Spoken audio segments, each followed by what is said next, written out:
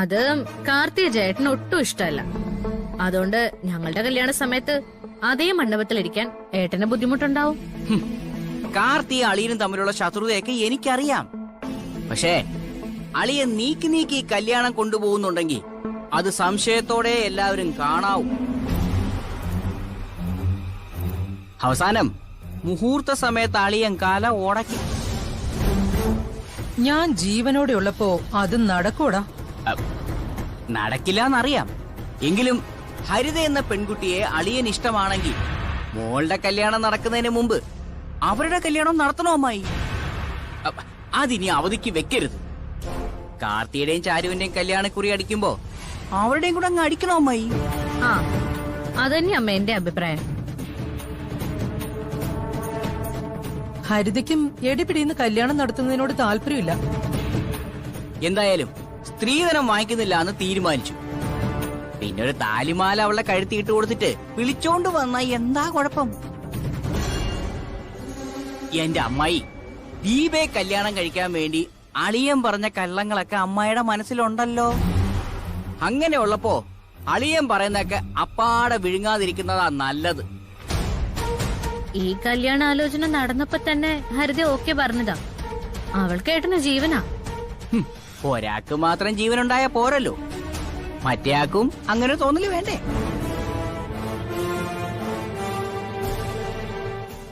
ഏതായാലും പറയാനുള്ളതൊക്കെ ഞാൻ പറഞ്ഞു. ബാക്കിയൊക്കെ നിങ്ങളുടെ ഇഷ്ടം.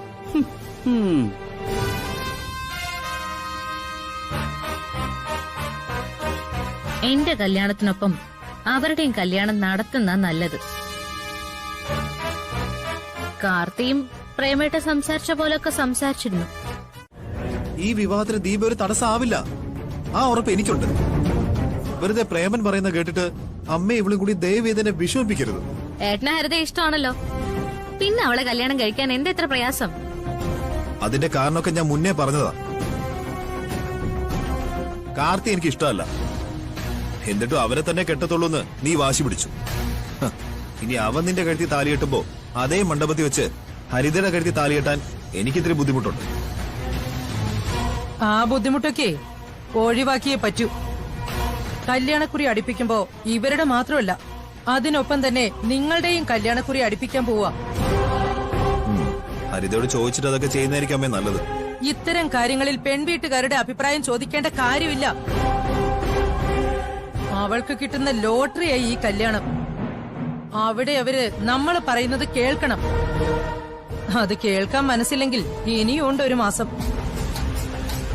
10ാം ഉദയത്തിന് ഞാൻ നിന്റെ കല്യാണം നടത്താൻ നിശ്ചയിച്ചിട്ടുണ്ടെങ്കിൽ അവൾക്ക് പകരം വേറൊരു പെണ്ണിനെ ഞാൻ കണ്ടെത്തിക്കോളാം. അതെ, ഹരിതയ്ക്ക് നമ്മൾ പറയുന്ന സമയത്ത് കല്യാണം നടത്താൻ പറ്റുന്നില്ല എന്നുണ്ടെങ്കിൽ അമ്മ പറഞ്ഞ പോലെ മറ്റൊരു പെൺകുട്ടിയെ നമുക്ക് കണ്ടെത്താം. ബന്ധം പിരിയണമെന്നവര് നിർബന്ധം പിടിച്ച ഞാൻ എന്ത് ചെയ്യും? അതിന് ലാലേട്ടൻ ഒരു പരിഹാരം പറഞ്ഞിട്ടുണ്ടല്ലോ. നിന്റെ കഴുത്തി കിടക്കുന്ന താലി വേണമെങ്കിൽ നമുക്ക് കൊണ്ടുപോയി കൊടുക്കാം. എന്നിട്ട് ലാലേട്ടൻ വേറെ താലി കെട്ടിയാ പോരെ? ഒരു പ്രശ്നം ഉണ്ടാവുകയാണെങ്കിൽ അങ്ങനെയൊക്കെ ചെയ്താ മതി. എന്നെ കൊണ്ട് തൽക്കാലം അതിനൊന്നും പറ്റില്ല. നീയും ലാലേട്ടനും ഇപ്പൊ ഒരു നാടകം കളിക്കുന്നില്ലേ? ജീവിതം വഴിമുട്ടിയാ അതൊക്കെ വേണ്ടി വരും. ലാലേട്ടൻ നിനക്ക് വേണ്ടി ചെയ്യാവുന്നതൊക്കെ ചെയ്യുന്നുണ്ട്. പിന്നെ അങ്ങേര് നിന്നോട് എന്തെങ്കിലും പറഞ്ഞാ അത് അക്ഷരം പ്രതി അനുസരിക്കണം. ലാലേട്ടന്റെ അമ്മ ഇങ്ങോട്ട് കടന്നു വന്നിട്ട് നിന്നോട് മോശമായിട്ട് സംസാരിച്ചാ നീ ശക്തമായിട്ട് പ്രതികരിക്കണം. അടിക്കാൻ കൈ പൊക്കിയാ ആ കൈക്ക് കടന്നു പിടിക്കണം. തിരിച്ചടിക്കണമെങ്കിൽ അടിക്കുകയും ചെയ്യണം. നീ എന്തൊക്കെയായി പറയുന്നേ? ലാലേട്ടന്റെ അമ്മയെ ഞാൻ അടിക്കാനോ? അവരൊരു അമ്മയല്ല, ക്രിമിനലാ, ജയിൽ പുള്ളിയാ. എന്തൊക്കെ പറഞ്ഞാലും അമ്മ അമ്മ അല്ലാതാവോ? ആയിക്കൊണ്ടിരിക്ക. ഈ പോക്ക് പോവുകയാണെങ്കിൽ മോൻ അമ്മയെ തള്ളി പറയും. ലാലേട്ടൻ അങ്ങനെ ചെയ്യുമെന്ന് എനിക്ക് തോന്നുന്നില്ല. എടി, ഏത് മക്കളാ ഇങ്ങനൊരു അമ്മയെ സഹിക്കുന്നത്? ലാലേട്ടന്റെ ചേട്ടൻ അവരോട് സ്നേഹമൊക്കെ ഉണ്ട്. പക്ഷേ അവരെ സ്നേഹിച്ചോണ്ടിരുന്നാലേ അങ്ങേർക്കൊരു കുടുംബം കാണില്ല എന്ന് അറിയാവുന്നതുകൊണ്ടാ ഭാര്യയുടെ കൂടെ നിൽക്കുന്നതും. ഏതായാലും ഏപ്രിൽ വരെ സമയമുണ്ടല്ലോ. ആ, ഏപ്രിൽ എന്ന് പറഞ്ഞാ ഉടനെ ഇങ്ങ് എത്തും. മേടമാസത്തിൽ ഒരു കാരണവശാലും ലാലേട്ടന്റെ കല്യാണം നടത്താൻ അവര് നിർബന്ധിക്കരുത്. ഇവിടെ അവർക്ക് ഉപദേശം കൊടുക്കുന്നത് എന്റെ അച്ഛനും കാർത്തിയുവാ. ഉള്ള കാര്യം പറയാലോ, നിന്റെ അച്ഛനെയും ലാലേട്ടന്റെ അമ്മയും കൊല്ലണം. എങ്കിലേ നിങ്ങൾക്കൊക്കെ ജീവിക്കാൻ പറ്റൂ. സ്വന്തം അച്ഛനാണെങ്കിലും നിന്റെ അച്ഛൻ മരിച്ചാ നീ കരയേണ്ട കാര്യമൊന്നും ഇല്ല ദീപേ. അങ്ങേര് അത്രയ്ക്ക് ദുഷ്ടനാ. നിന്റെ അമ്മയോട് അങ്ങേര് ചെയ്തതൊക്കെ നിനക്കറിയാലോ. കൂടുതൽ കളിച്ചാ ആ കേസ് ഞാനങ്ങ് കുത്തിപ്പൊക്കും. അയാളെ കോടതിയിലും കേറ്റും. എന്റെ മുന്നിലിപ്പോ നീ നിന്റെ അമ്മയും നിന്റെ അനിയത്തിയും ഒക്കെ ഉള്ളൂ. പിന്നെ ലാലേട്ടനും. നിങ്ങൾക്ക് വേണ്ടി ഞാൻ എന്തും ചെയ്യും. അതൊക്കെ അവരെല്ലാം എന്നെ കൊണ്ട് ചെയ്യിക്കാതിരുന്നാ കൊള്ളാം.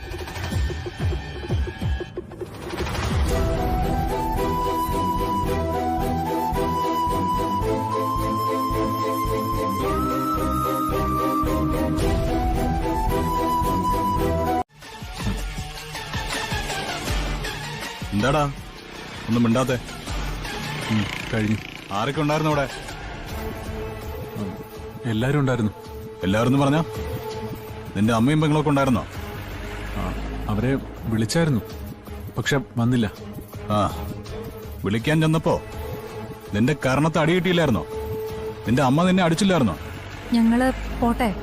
എന്താടി പോവാൻ ഇത്ര ധൃതി? കഷ്ടപ്പെട്ട് പഠിപ്പിച്ച അമ്മയെ കൂട്ടാതെ അവൻ ഭൂലോക പാഴായ അച്ഛനെയും പണക്കാരനായ അമ്മായിയച്ഛനെയും കൊണ്ട് നാടം ഉറപ്പിച്ചു. ഇനി ആ സ്ഥാപനം ക്ലച്ച് പിടിക്കൂടാ. ഞങ്ങൾ ഒരു വഴക്കിനും പോവാതെ ഞങ്ങളുടെ കാര്യം നോക്കി ജീവിക്കുക. ഇനി ഞാൻ എന്റെ അമ്മയും പെങ്ങളെയും ശല്യം ചെയ്യാൻ പോവില്ല എന്ന് പറഞ്ഞിട്ടുണ്ട്. അവരാ ഇങ്ങോട്ടൊന്ന് ശല്യം ചെയ്യുന്നേ. നിന്റെ അമ്മ നിന്നെ എടുത്തിട്ട് വന്നില്ലല്ലോ, നീയല്ലേ വന്നത്. അത് വരുവാടാ. കാരണം നിന്റെ പെങ്ങന്മാരാ സാക്ഷികള്. നിന്റെ അമ്മ വളർത്തിയതിലും നിന്നെ പഠിപ്പിച്ചതിലും. എല്ലാ മക്കളെയും അച്ഛനമ്മമാര് വളർത്താറില്ലേ, പഠിപ്പിക്കാറില്ലേ? നീ മിണ്ടരുത്. നിന്നോട് ഞാനെന്തെങ്കിലും ചോദിച്ചായിരുന്നു? സാധാരണ അച്ഛനമ്മമാര് മക്കളെ വളർത്തിക്കഴിഞ്ഞാൽ ഒരു ഘട്ടം കഴിഞ്ഞിട്ടാ അച്ഛനമ്മമാര് ബാധ്യതയാണെന്ന് നിന്നെ പോലെയുള്ള നന്ദി കെട്ടവന്മാർക്ക് തോന്നുന്നത്. എന്നാൽ അവര് പോലും നിന്റെ ഈ പ്രായത്തിൽ അമ്മമാരെ പാടെ തള്ളിക്കളഞ്ഞിട്ട് പോകത്തില്ലടാ. പ്രത്യേകിച്ച് നിനക്ക് വേണ്ടി മാത്രം ജീവിച്ചൊരമ്മയെ. നിന്നോടൊന്നും പറഞ്ഞിട്ട് ഒരു കഥയില്ലാന്നറിയാം, എങ്കിലും ആ അമ്മയുണ്ടല്ലോടാ, ഒരിക്കലും നിന്റെ ആ സ്ഥാപനം ഒളിഞ്ഞു പോണോന്നൊന്നും പ്രാർത്ഥിക്കില്ല. ഒരമ്മയ്ക്കും അതിന് കഴിയില്ലടാ. പക്ഷെ നീ ആ സ്ഥാപനത്തിലോട്ട് വലതുകാലം ചവിട്ടി കയറിയപ്പോഴെങ്കിലും ആ അമ്മയൊന്ന് ഓർക്കണമായിരുന്നു. ചുരുങ്ങിയ കാലത്തെ പരിചയമുള്ളൂ എനിക്ക് നിന്റെ അമ്മയുമായിട്ട്. അത്രയും നാള് മതിയടാ അവരാരാണെന്ന് അളക്കാൻ. ഇവൾക്ക് വേണ്ടി ദേ ആ അമ്മയെ കണ്ടില്ലാന്ന് നടിച്ച് നീ നടന്നാല് എന്നെങ്കിലും ഇവള് കാരണം നീ കരയേണ്ടി വരുവടാ. എനിക്ക് അമ്മയോട് വെറുപ്പൊന്നുമില്ല. എന്നെയാ എന്റെ അമ്മയും പെങ്ങന്മാരും ശത്രുവിനെ പോലെ കാണുന്നത്. ആ, അമ്മ ജയിലിലേക്ക് പോകാൻ പോയപ്പോ ഭാര്യയെ തിരുത്താതെ കൂടെ നിന്ന മോനല്ലേ നീ? പിന്നെ ആർക്കാ ശത്രു എന്നൊക്കെ നീ കൂടുതൽ പറഞ്ഞൊന്നും മനസ്സിലാക്കണ്ട. എവളെ വിളിച്ചോണ്ട് പോടാ. ഇനി കൂടുതൽ സംസാരിച്ചോണ്ടല്ലോ ഇടിച്ചു നിന്റെ നെഞ്ചു കലക്കും ഞാൻ. വാതിലി വിട്ടു പോടാ. അതെ,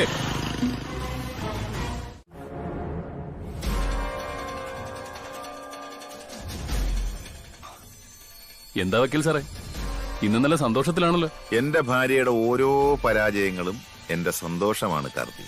അല്ല, ഇപ്പൊ സന്തോഷിക്കാൻ എന്താ ഉണ്ടായത്? എന്റെ മോനൊരു ക്ലിനിക്ക് തുടങ്ങിയില്ലേ? ആ, ഞാനവിടെ പോയിരുന്നു അമ്മയും കൂട്ടി. പക്ഷേ കാശൊക്കെ അറുത്താ വാങ്ങുന്ന കേട്ടോ. എടാ, എല്ലാം എന്റെ മരുമോളാ നോക്കുന്നത്. അവളൊരു സാധുവാ. ആ കൊച്ചു കൊള്ളാം. ബിസിനസ് അതില് സ്വന്തവും ബന്ധമൊന്നും നോക്കാൻ പാടില്ല. അതൊക്കെ മനസ്സിലാക്കി തന്നെയാ അവള് മുന്നോട്ട് പോകുന്നത്. അല്ല, ഈ വില്ലേജ് ഓഫീസറുടെ പരാജയത്തെ പറ്റി പറഞ്ഞില്ലല്ലോ. അതല്ലടാ രസം. അവളിപ്പോ അവിടെ ക്യൂ നിൽക്കുക എന്റെ മോന്റെ ക്ലിനിക്കില്. ഓ, അതൊന്ന് കാണാൻ പറ്റില്ലല്ലോ എന്നുള്ളൊരു വിഷമം മാത്രമേ ഉള്ളൂ. പണ്ടേ അവൾക്ക് ലോ പ്രഷറാ. ഇന്നിപ്പോ അത് ഒരുപാട് താന്നു കാണും. മരുമോള് മറ്റ് പേഷ്യൻസിനെ മറികടന്ന് ഇവളെ അകത്തോട്ട് പോവാൻ അനുവദിച്ചില്ല. അതേ മരുമോളിപ്പോ എനിക്ക് മെസ്സേജ് അയച്ചതേ ഉള്ളൂ. അതായത് കഷ്ടപ്പെട്ട് പഠിപ്പിച്ച അമ്മ മോനെ കാത്തു നിൽക്കുക അല്ലേ? എടാ ഇതെല്ലാം അവളുടെ പ്രവൃത്തിയുടെ ഫലം. എല്ലായിടത്തും എന്നെ ജയിക്കാൻ നോക്കി. പക്ഷെ അന്ന് തൊട്ട് എന്നെ അറിയാവുന്ന ഒരാൾ ആ വീട്ടിലുണ്ടായിരുന്നു, എന്റെ മൂത്ത മോൻ. മറ്റത് രണ്ടും വെമ്പിള്ളേരായി പോയി. അവര് പിന്നെ അമ്മയുടെ ചിറകിന്റെ അടിയിൽ ഒതുങ്ങിക്കൂടാനല്ല ആഗ്രഹിക്കുന്നത്. ദിലീപ് പുറത്തുപോയി പഠിച്ചോണ്ടേ അവന് ജീവിതം അറിയാം. എടാ അല്ലെങ്കിൽ തന്നെ ഇന്നത്തെ കാലത്ത് ഏത് മക്കളാണ് അച്ഛനെ അമ്മയും മുത്തച്ഛനെ മുത്തശ്ശിയൊക്കെ നോക്കി വീട്ടിലിരിക്കുവോ? എല്ലാവരും അവരവരുടെ കാര്യം നോക്കി പോവും. അത് തന്നെ എന്റെ മോനും ചെയ്തത്. എന്തായാലും അവൻ ഫോറിൻ കൺട്രീസിലൊന്നും പോയില്ലല്ലോ, ഇവിടെ തന്നെയല്ലേ ക്ലിനിക്ക് ഇട്ടത്. അപ്പൊ ഇപ്പൊ പോയാ വെയിറ്റ് ചെയ്ത് നിൽക്കുന്ന അമ്മയെ കാണാല്ലേ? ചെല്ലടാ, നീ ചെന്ന് കാണ് നയന മനോഹരമായ കാഴ്ച നയന ക്ലിനിക്കിൽ. ചെല്ല്. അമ്മായി അമ്മയെ പോലീസ് സ്റ്റേഷനിൽ കയറ്റിയ മരുമോള് സാറിന്റെ മരുമോള്. അന്ന് തൊട്ട് എനിക്ക് ആ കൊച്ചിനെ ഇഷ്ടമാണ്. അതുകൊണ്ടാ ഞങ്ങൾ ചെന്നപ്പോ കുറച്ച് തന്റെ ഇടം കാണിച്ചെങ്കിലും ഞങ്ങളത് കാര്യമാക്കാത്തത്. ഏയ്, അവളൊരു കുഴപ്പക്കാരിയല്ലടാ, പാവ. 2 കോടിയാ ആ കെട്ടിടവും സാമഗ്രികളെല്ലാം കൂടി. ഒരു മടിയും കൂടാതെ നയനയുടെ അച്ഛനത് വാങ്ങിക്കൊടുത്തത്. എടാ പിന്നെ അവൾ അഹങ്കാരം കാണിക്കുന്നില്ല, എന്തെങ്കിലും കുഴപ്പമുണ്ട്? ഒരു തെറ്റുമില്ല. കാത്തിരിക്കട്ടെ അമ്മ മകനെ. വക്കീൽ സാർ പറയുന്നത് പോലെ അത്രയ്ക്ക് അഹങ്കാരം പിടിച്ച് നടക്കായിരുന്നു അവര്. ടൗണിലെ പുറമ്പോക്ക് ഭൂമിയിലെ 4-5 കെട്ടിടം പൊളിച്ചതിന്റെ പേരില് അവർക്കെതിരെ ഇപ്പോഴും കേസുണ്ട്. എന്ന് വെച്ചാ ഇനി അവര് തിരിച്ച് ജോലി കയറാൻ പോകുന്നില്ല.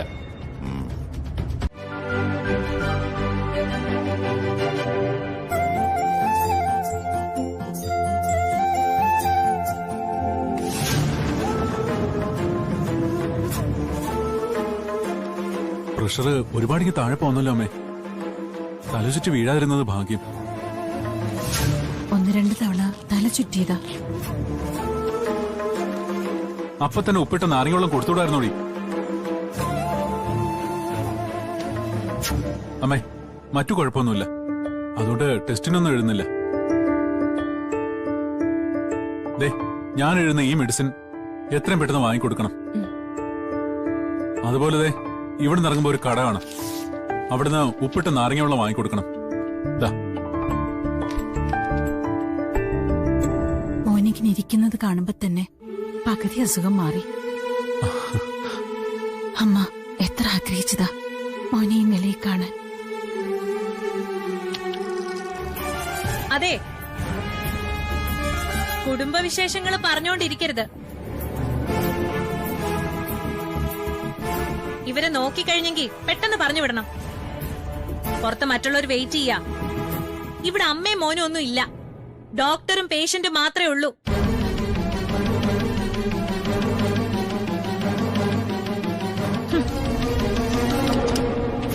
അമ്മയ്ക്കറിയാലോ അവളുടെ അച്ഛനാ എനിക്ക് ഈ ക്ലിനിക്ക് ഇട്ട് തന്നത്. കോടികൾ ചെലവായി. പിന്നെ ഒരു സ്ഥാപനമാവുമ്പോ അവിടെ ബന്ധങ്ങൾ പാടില്ലല്ലോ അമ്മേ. അത് ശരിയാ. അമ്മയുടെ മോൻ ഇങ്ങനെ തന്നെ മുന്നോട്ട് പോകേണ്ടത്. മോനെ കാണാൻ രോഗികൾ വരുമ്പോ അവിടെ വലിപ്പ ചെറുപ്പൊന്നും പാടില്ലടാ. അത് അമ്മയുടെ കാര്യത്തിൽ മാത്രം ആവരുത്, എല്ലാവരുടെ കാര്യത്തിലും അങ്ങനെ തന്നെ ആയിരിക്കണം. മൈഫിന്റെ ബന്ധുക്കളെ വരുമ്പോഴും അവർക്ക് പ്രത്യേക പരിഗണന കൊടുക്കാൻ പാടില്ല. നീ അല്ലെങ്കിലും വഴക്കുണ്ടാക്കാനല്ലേ വരൂ. ഞാൻ ഇങ്ങോട്ട് വരണമെന്ന് അമ്മയെടുത്ത് പറഞ്ഞതല്ല, ഞാൻ അമ്മയും കൊണ്ട് മറ്റൊരു ഹോസ്പിറ്റലിലേക്ക് പോയതാ. അതിനിടയ്ക്കാ നയന ക്ലിനിക് എന്ന ബോർഡ് കണ്ടത്. ഇങ്ങോട്ട് വരണമെന്ന് അമ്മ നിർബന്ധം പിടിച്ചു. അല്ലെങ്കിലേ ഇയാളെ ബുദ്ധിമുട്ടിക്കാൻ ഇങ്ങോട്ട് വരത്തില്ലായിരുന്നു. മറ്റു ഡോക്ടർമാരെ കാണാൻ പോകുന്നതും ഇതും തമ്മിൽ എന്താ വ്യത്യാസം? പോട്ടെ മോളെ, ഇനിയിപ്പോ ഇവിടെ വന്ന് മോനോട് വഴക്കിട്ട് തിരിച്ചു പോകണ്ട. നന്നായി പ്രാർത്ഥിച്ചു കേട്ടോ മോനെ ഈ സ്ഥാപനത്തിന്റെ ഉദ്ഘാടന ദിവസം. അതുപോലെ തന്നെ ഇപ്പോ അമ്പലത്തിലൊന്നും പോവാൻ വയ്യാത്തോണ്ടാ ഒരുപാട് വഴിപാടുകളുണ്ട് മോന് വേണ്ടി നേർന്നത്. ഒരു നല്ല ഡോക്ടർ എന്ന പേരെടുക്കണം. ഇവിടെ വരുന്ന രോഗികൾക്ക് നല്ല ആശ്വാസം കിട്ടണം. ദിയ വന്നിട്ട് പോവാമ്മ. അല്ലെങ്കിൽ തന്നെ എനിക്ക് അവിടെ ചെന്നിട്ട് അത്ര വലിയ അത്യാവശ്യമൊന്നുമില്ല. രജനിയോടൊന്നും പറയണ്ട. പറഞ്ഞ ദിയെ പോലെ അവളും നേരെ ദിലിയുടെ ക്ലിനിക്കിലേക്ക് ചെല്ലും, വഴക്കും ഉണ്ടാക്കും. അവിടെ സംഭവിച്ചത് ഓർക്കുമ്പോ ദിയെ പോലെ എനിക്ക് നല്ല വിഷമം ദേഷ്യമൊക്കെ ഉണ്ടമ്മ. അമ്മയുടെ സ്ഥാനത്ത് അച്ഛനാണ് അവിടെ ചെന്നതെങ്കിലോ കാലാണ് വാങ്ങിക്കാതെ അവിടെ കിടത്തി ചികിത്സിച്ചെന്നെ. ആയിക്കോട്ടെ, എന്തൊക്കെ പറഞ്ഞാലും അവൻ എല്ലാ അർത്ഥത്തിലും ഒരു ഡോക്ടറായിട്ട് ഗമയോടെ ആ കസേരയിൽ ഇരിക്കുന്ന കണ്ടപ്പോ അമ്മയ്ക്ക് വല്ലാത്ത സന്തോഷം തോന്നി. ഞാൻ ആഗ്രഹിച്ച നടന്നല്ലോ. എല്ലാ മാതാപിതാക്കൾ അധ്വാനിക്കുന്നത് മക്കളുടെ നല്ല ഭാവിക്ക് വേണ്ടിയാ. പിന്നെ അവര് തിരിഞ്ഞു നോക്കുന്നതും നോക്കാത്തതൊക്കെ അവരുടെ കാര്യ. ഈ നന്ദിയും സ്നേഹവും കടമയും ഒക്കെ പണ്ട് കാലത്തായിരുന്നു മോളെ. ഇപ്പൊ ഏതാണ്ടൊക്കെ മൃഗങ്ങളെ പോലെയാ മനുഷ്യരും ജീവിക്കുന്നത്. നേരിയ വ്യത്യാസേ ഉള്ളൂ. പല്ലും നഖമൊക്കെ കൊഴിഞ്ഞാൽ പിന്നെ ഏതെങ്കിലും അനാഥാലയത്തിൽ കിടന്ന് മരിക്കണം. അങ്ങനെയൊക്കെ തന്നെയാ ഈ കാലത്തിന്റെ പോക്ക്. അങ്ങനെ അല്ലാത്തവരും നമ്മുടെ സമൂഹത്തിലുണ്ടമ്മേ. അമ്മ കണ്ടില്ലേ ലാലേട്ടനെ? ഏതെങ്കിലും മക്കള് ലാലേട്ടന്റെ അമ്മയുടെ സ്വഭാവത്തിന് കൂടെ നിൽക്കോ? ഇവിടെ സ്വന്തം ജീവിതം പോലും കളഞ്ഞിട്ടാ അമ്മ മരിക്കാതിരിക്കാൻ വേണ്ടി ലാലേട്ടൻ ഓരോന്ന് ചെയ്യുന്നേ. അങ്ങനെയുള്ള മക്കള് കുറവാ മോളെ. വിരലിൽ എണ്ണാവുന്നവരേ ഉള്ളൂ. പിന്നെ ആൺകുട്ടികളെ കുറ്റം പറഞ്ഞിട്ട് കാര്യമില്ല. കല്യാണം കഴിഞ്ഞാല് പിന്നെ അമ്മയ്ക്കും അച്ഛനും ഒപ്പമല്ല, ഭാര്യയ്ക്കൊപ്പം അവര് നിൽക്കേണ്ടത്. കുഞ്ഞുങ്ങളൊക്കെ ജനിച്ചു കഴിഞ്ഞാല് അവരൊരു കുടുംബമായിട്ട് സന്തോഷത്തോടെ കഴിയണം. ഇന്നത്തെ കാലത്ത് അച്ഛനമ്മമാര് വാർദ്ധക്യത്തിൽ ജീവിക്കാനുള്ള മാർഗങ്ങളൊക്കെ നേരത്തെ കണ്ടെത്തുന്നതാ നല്ലത്. ആർക്കും ആശ്രയമായിട്ടുണ്ടാവില്ല. അത് ഇന്നത്തെ കാലത്ത് എല്ലാവരും മനസ്സിലാക്കണം മോളെ. ഈ പറയുന്ന അമ്മയുടെ മോനും മരുമോളും ഒക്കെ നാളെ ഒരച്ഛനും മുത്തശ്ശനും മുത്തശ്ശിയും ഒക്കെ ആവുമല്ലോ. ആ സമയത്ത് ചെയ്തതിനെ പറ്റിയൊക്കെ ഓർത്തവര് കരഞ്ഞോളും. ഓരോ പ്രായത്തിനനുസരിച്ച് മനുഷ്യന്റെ ചിന്താഗതികൾക്കും വ്യത്യാസം വരും. നയനെ കല്യാണം കഴിച്ചതിന് ശേഷമുള്ള മാറ്റമൊന്നും അല്ല ദിലിയേട്ടനുള്ളത്. അത് ഞാനും ദിയയൊക്കെ പറയുന്നത് അമ്മ മനസ്സിലാക്കണം. ദിലിയേട്ടൻ MBBS അഡ്മിഷൻ കിട്ടി പോയ ശേഷം ആദ്യത്തെ 2-3 മാസം അമ്മയുടെ മോൻ തന്നെയായിരുന്നു. അത് കഴിഞ്ഞപ്പോ ആളാകെ മാറി. പിന്നെ പണത്തോടായി അങ്ങേർക്ക് താല്പര്യം മൊത്തം. സത്യം പറഞ്ഞ ഇനി ഏട്ടനാണെങ്കിലും അയാളെ കാണാൻ പോലും എനിക്ക് തോന്നുന്നില്ലമ്മേ.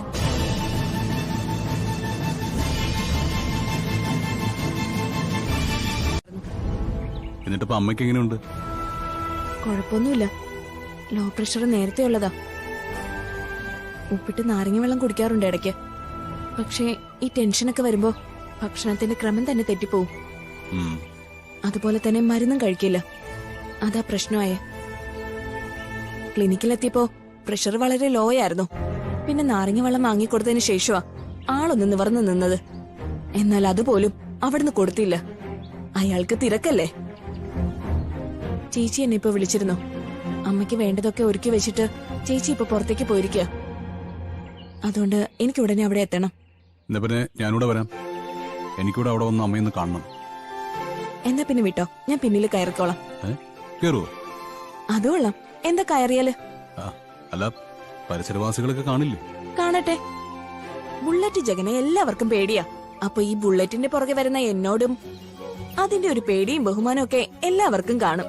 അതെപ്പോഴും ഗുണം ചെയ്യില്ല. എനിക്ക് ബന്ധുക്കളെക്കാളും ശത്രുക്കളാ കൂടുതല്. കൊറേ നാളായിട്ട് നമ്മൾ ഇതുപോലെ കാണുകയും ഒന്നിച്ചിരുന്ന് ചായ കുടിക്കുകയൊക്കെ ചെയ്യുന്നുണ്ടല്ലോ. പിന്നെന്താ കുഴപ്പം? ബുള്ളറ്റ് വണ്ടി വിട്. ശരി.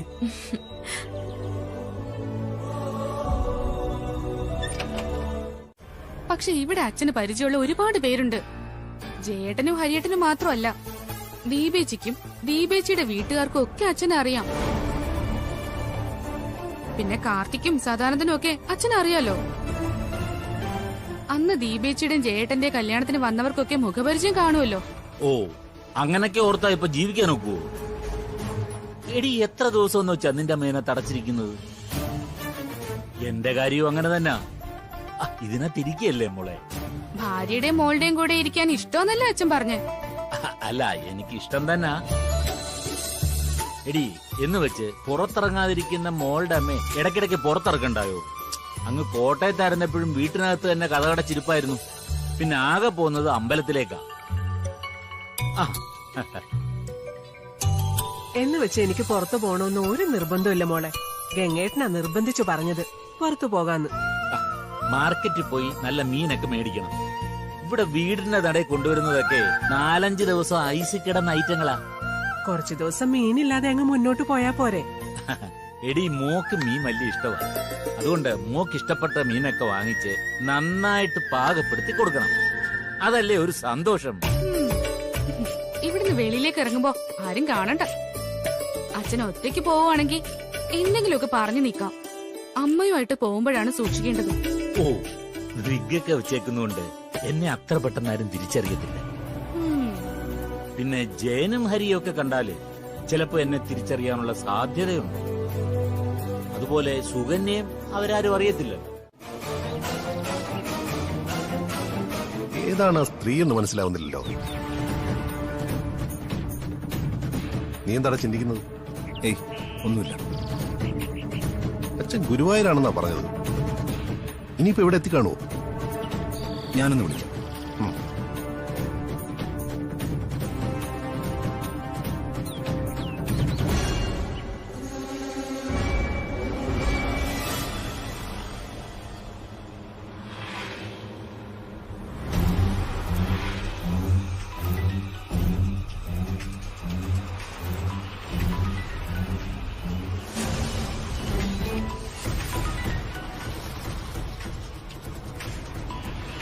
ആരെ വിളിക്കുന്നേ? അയ്യോ, ജയന.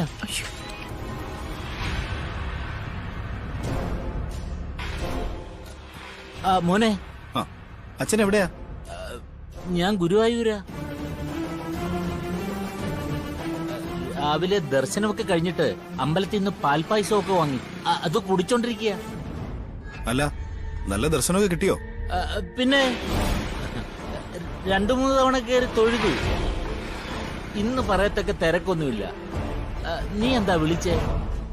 അച്ഛൻ എവിടെ ഉണ്ടെന്ന് അറിയാനായിട്ട് വിളിച്ചതാ. ഇവിടെ എനിക്ക് നല്ല ടെൻഷനാ. പിന്നെ ഞാൻ വിളിച്ചോളാം അച്ഛാ. ശരി.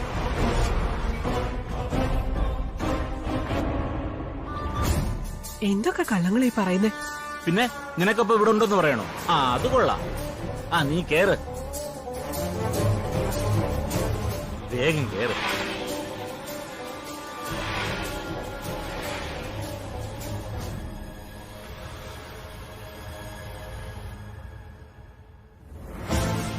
അച്ഛനപ്പോ കള്ളം പറയാറുണ്ടല്ലേ? നല്ല രീതിയിൽ. ഈ പറയുന്ന സ്ത്രീയെ നിനക്ക് പരിചയമുണ്ടോ? അതൊക്കെ ഞാൻ പിന്നീട് പറയാട്ടോ. ദീപയുടെ എന്റെയും കാര്യത്തിൽ എന്ത് ചെയ്യണമെന്ന് അറിയാൻ നടക്കുമ്പോഴാ അച്ഛനിപ്പോ ഇങ്ങനെ ടെൻഷൻ കൊണ്ടിട്ടത്. ഇനിയിപ്പോ സത്യം എന്താണെന്ന് കണ്ടുപിടിച്ചല്ലേ പറ്റൂ. ഇതിനു മുമ്പ് ഞാൻ ആ സ്ത്രീയെ കണ്ടിട്ടില്ല. എന്ന് മാത്രമല്ല, നമ്മുടെ ബന്ധത്തിലോ പരിചയത്തിലോ ഉള്ളൊരു സ്ത്രീ അല്ല അത്. നമ്മുടെ പ്രായത്തിലുള്ള മക്കൾക്ക് ചിലപ്പോ ചില ചുറ്റിക്കളികളൊക്കെ ഉണ്ടായെന്ന് വരാം. പക്ഷേ ഇവിടെ അച്ഛനാണ് ചുറ്റിക്കളി. എടാ, നാണക്കേട് ഉണ്ടാക്കൂടാ. അച്ഛനങ്ങനെ കള്ളം പറയുന്ന കൂട്ടത്തിലൊന്നുമല്ല. പക്ഷെ ഇവിടെ കല്ല് വെച്ച നുണകളാ പറഞ്ഞിരിക്കുന്നത്. ഗുരുവായൂർ ദർശനം കഴിഞ്ഞിട്ട് പാൽപ്പായസം കുടിക്കുവാണ്. ഇവിടെ പാൽപ്പായസം അല്ല, കരിക്കും വെള്ളമാ രണ്ടാളും കുടിച്ചത്. അച്ഛൻ ഇവിടെ താമസിക്കുന്ന സമയത്ത് ആരുമായിട്ട് ഇങ്ങനെ ചുറ്റിക്കളഞ്ഞിട്ടില്ല. പക്ഷെ അച്ഛനിടയ്ക്ക് തീർത്ഥാടനത്തിനെന്നും പറഞ്ഞ് വീട് വിട്ടു പോയിട്ടുണ്ട്. അതുകൊണ്ട് ഇനി ഏതെങ്കിലും സ്ത്രീകളുമായിട്ട് അടുപ്പം കൂടിയതായിരിക്കൂ. അമ്പലങ്ങളിൽ തൊഴാൻ പോകുന്നതല്ലേ? അവിടെ ചെന്നപ്പോ സമാന ചിന്തയുമായിട്ട് വേദനിച്ചു കഴിയുന്ന ഏതെങ്കിലും സ്ത്രീകളുമായിട്ട് അടുപ്പത്തിലായോന്നാ ഞാൻ പറഞ്ഞു വരുന്നത്. ഏട്ടൻ ആ ദൃശ്യങ്ങൾ ഒന്നുകൂടെ കാണിച്ചേ. എടാ, ദൃശ്യങ്ങൾ മാത്രമല്ല, ആ സ്ത്രീയുടെ ഫോട്ടോയും ഞാൻ എടുത്തിട്ടുണ്ട്.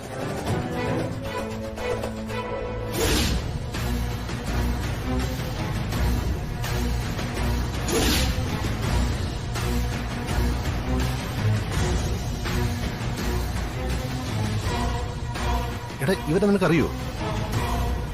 അല്ല, നീ വീണ്ടും വീണ്ടും നോക്കുന്നത് കൊണ്ട് ചോദിച്ചതാ. ചെറിയ മുഖപരിചയമുണ്ട്. ഒരിക്കലേ ഞാൻ കണ്ടിട്ടുള്ളൂ. എവിടെ വെച്ച് കണ്ടത്? എവിടെ വെച്ചാണെന്നൊക്കെ ഞാൻ പറയാം. അങ്ങനെയെങ്കിൽ ഇത് ഇന്നും തന്നെ തുടങ്ങിയ ബന്ധമല്ല. ഏട്ടൻ പറയുന്ന പോലെ പെട്ടെന്ന് അമ്പലനാളിൽ വെച്ച് അടുത്തതുമല്ല. വർഷങ്ങളായിട്ട് ഇവര് തമ്മിൽ കാണുകയും സംസാരിക്കുകയും ഒക്കെ ചെയ്യുന്നുണ്ട്.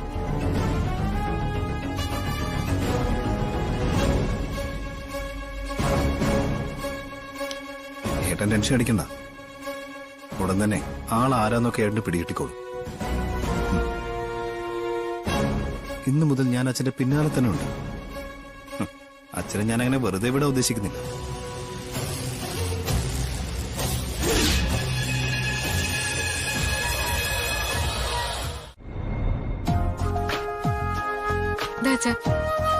നാരങ്ങ വെള്ളം കുടിക്കും.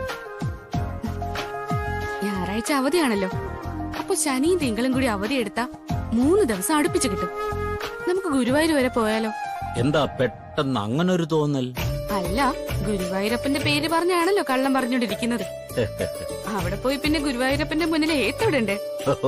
മോളെ, ഭഗവാന് കാര്യങ്ങളൊക്കെ അറിയാം. 3 ദിവസം കിട്ടുവാണെങ്കിൽ ഗുരുവായൂർ മാത്രമല്ല മൂകാംബികയിലൊക്കെ കയറിയിട്ട് നമുക്കിങ്ങ് വരാം. അതിനോട് എനിക്ക് വലിയ താല്പര്യമാ. പക്ഷെ മോക്ക് ലീവ് കിട്ടുവോ? ഇപ്പൊ ജയനല്ലല്ലോ അവിടുത്തെ കാര്യങ്ങളൊക്കെ തീരുമാനിക്കുന്നത്, ചാരുവോട് അമ്മയും കൂടെ അല്ലേ. കല്യാണം ചില ബന്ധുക്കളൊക്കെ അറിയിക്കാനുണ്ടെന്ന് പറയാം. അതാകുമ്പോ അവർ എതിർപ്പൊന്നും പറയില്ല അച്ഛാ. എന്നാ പിന്നെ മൂഡ് ഇഷ്ടം പോലെ അയക്കും. നമ്മള് 3 ആളും കൂടെ ഒന്നിച്ച് അമ്പലങ്ങളിലൊക്കെ പോകണമെന്നും ചില യാത്രകളൊക്കെ ചെയ്യണമെന്നും അച്ഛൻ ആഗ്രഹമുണ്ട്. അതുകൊണ്ടൊന്നും കാര്യമില്ലല്ലോ. അമ്പലത്തിലേക്ക് ചെല്ലുമ്പോ ഞാനും അമ്മയും നിൽക്കുന്നിടത്ത് അച്ഛൻ നിക്കില്ലല്ലോ. ആരെങ്കിലും കാണുന്നുള്ള പേടിയല്ലേ? ഇനിയിപ്പൊ എനിക്ക് അങ്ങനെ പേടിയൊന്നുമില്ല. ആ എന്താ സുകന്യെ, മോള് പറയുമായിരുന്നു 2 ദിവസം ലീവ് എടുത്തിട്ട് നിനക്ക് പോകാനുള്ള അമ്പലങ്ങളിലൊക്കെ ഒന്ന് പോകാമെന്ന്. എന്നോട് മോള് പറഞ്ഞു. കൊറേ നാളായിട്ടുള്ള ആഗ്രഹം. അടുത്ത ആഴ്ച തന്നെ പോയാലോ? അമ്മയും മോളോട് പ്ലാൻ ചെയ്തു. ഞാൻ റെഡിയാ. അച്ഛൻ ഇപ്പൊ മൊത്തത്തിൽ ഫ്രീ അല്ലയോ? ഈ ആഴ്ച ഞാൻ ഇവിടെ വന്നിട്ട് 1 മാസം തികയോ. സാലറി കിട്ടും. ആ സാലറിയിൽ ഒരംശം ഗുരുവായൂരപ്പന് സമർപ്പിക്കണമെന്നുണ്ട്. അത് വളരെ നല്ല കാര്യമാ. ഈ കാര്യം ഞാൻ മോളോട് അങ്ങോട്ട് പറയാനിരിക്കായിരുന്നു. ഈ ഒരു വണ്ടി വന്നു നിന്നല്ലോ. ആരാ നോക്കിയ മോളെ? ഞാനിപ്പോ ജഗനെ പറ്റി ഓർത്തതേ ഉള്ളൂ. ആ സമയത്താ വന്നത്. എനിക്കൊരു അഭ്യർത്ഥന ഉണ്ട്. ഞാൻ ആദ്യം കാണുമ്പോ അമ്മ ഇങ്ങനൊന്നും ആയിരുന്നില്ല. നല്ല പ്രസരിപ്പോടെയാ എല്ലാവരുടെ മുന്നിലേക്ക് ഇറങ്ങി ചെന്നിട്ടുള്ളത്. ഇപ്പോ ഞാൻ അസുഖക്കാരിയല്ലേ മോനെ? അതായിക്കോട്ടെ. പക്ഷെ ഈ വീട്ടിലേക്ക് താമസമായതിൽ പിന്നെ ആ പഴയതുപോലുള്ള തന്റെ ഇടമൊന്നും കാണുന്നില്ല. സസ്പെൻഷനായിട്ട് കുറെ നാളായി. ഇപ്പോഴും ചില ആൾക്കാരൊക്കെ അവരുടെ പുറമ്പോക്ക് ഭൂമിയുടെ കെട്ടിടങ്ങൾ പൊളിച്ചോന്നും പറഞ്ഞ് കേസ് കൊടുത്തിരിക്കുക. പൊളിച്ച കെട്ടിടങ്ങൾ നിന്നത് പുറമ്പോക്ക് ഭൂമിയിലല്ലെന്ന് അവര് പറയുന്നത്. അതിന് പിന്നിൽ സദാനന്ദനാണെന്ന് എനിക്കറിയാം.